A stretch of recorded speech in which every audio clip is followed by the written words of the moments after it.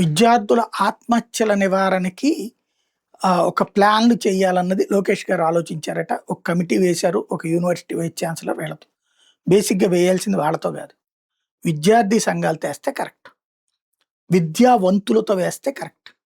ఈళ్ళందరికీ ఏం తెలుసుద్ది? ప్రైవేట్ విద్యా సంస్థలోని విద్యార్థుల ఆత్మహత్యల వెనకాల ఉన్న కారణాలు.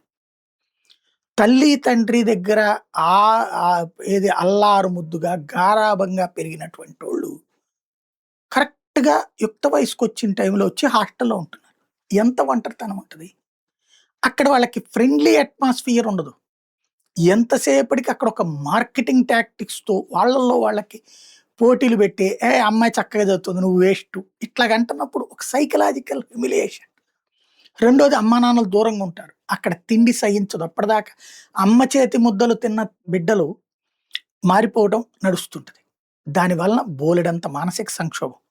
అది తట్టుకోలేని వాళ్ళు ఆత్మహత్యలకు పాల్పడుతున్నారు. ప్రతి విద్యా సంస్థకి కంపల్సరీగా ఒక సైక్రియాట్రిక్ కౌన్సిలర్ ఉండాలి. వారం వారం ఆ కాలేజీలో క్యాంప్ పెట్టాలి. శనివారమో, ఆదివారమో ప్రతి విద్యార్థి చూపించుకోవాలా. ఏముంటే అనుమానం ఉంటే వెళ్ళి మాట్లాడాలా. అలాగే హెల్త్ కండిషన్స్ ప్రాబ్లమ్స్ వచ్చిన వాళ్ళతో చెయ్యాలి. తల్లిదండ్రులతో కలుస్తానంటే కల్పించాలి.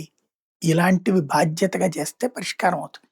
కానీ కార్పొరేట్ విద్యా వ్యవస్థలో వాళ్ళు ఒక బ్రాయిలర్ కోళ్ళను తయారు చేయాలనుకుంటున్నారు గానీ, నాటు కోళ్ళను గాదు. దాంతోనే సమస్య ఎదురవుతుంది. లోకేష్ గారు తలుచుకుంటే ఇది పరిష్కరించగలరు.